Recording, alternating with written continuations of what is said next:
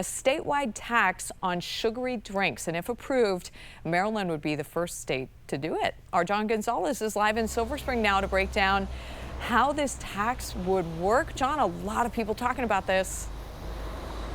Oh yeah, it would be the first of its kind in the country, really, at this price. It would impose a 2 cents per ounce tax on all sugary drinks, and it wouldn't directly charge the consumer. Let's say going into the grocery store, it would charge the distributor. Well, we know how that works. It would eventually more than likely trickle down to us. It's called the For Our Kids Act. Montgomery County Delegate Emily Shetty introduced the legislation, and she's hoping the tax will bring in $500 million a year. Now, any drink with non-natural sugar, including sodas, juices, and even sports drinks, sold in grocery, convenience stores, and also restaurants. Now, opponents in Annapolis, like House Minority Leader Jason Buckle, well, they call this a sin tax at a time when Marylanders are already struggling financially with a lot of high taxes. Others also spoke against the idea at a committee hearing yesterday.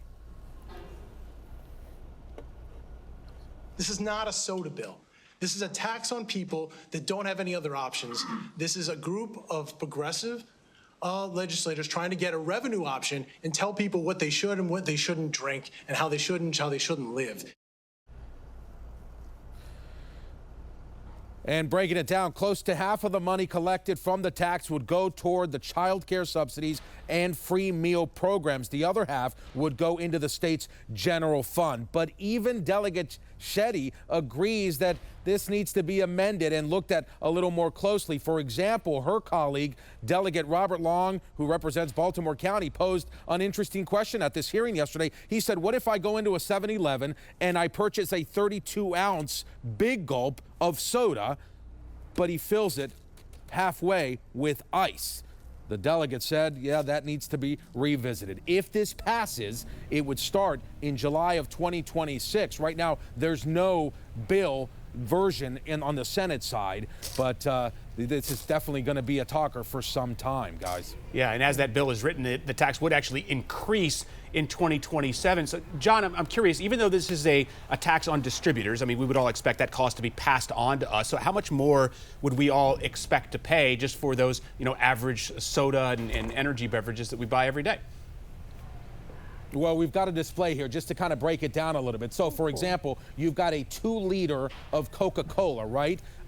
That is 67 ounces. That would essentially cost you $1.34 in just this tax. If you have a 12-ounce can of soda or juice, this is like an energy drink here, that would cost you, of course, if you're doing the math, 24 cents. And if you have a 12-pack, here's my daughter's Birch beer soda, a 12-pack here would cost you $1.92. So again, it would go to the distributor, but the grocery store managers and owners at this hearing yesterday made it very clear they would have to pass that cost along to the consumer. And you're right, Adam, it would increase depending on percentages, the index percentages each year. So this could even go up each year. Yeah, I got my Coke Zero here, John. It's 20 fluid ounces, so a little over 24 cents. And even though there's no sugar, it's artificial sweetener that would still be something that it's applied to. Yes, Okay. absolutely. John Gonzalez reporting live for us to break that down. John, thank you so much.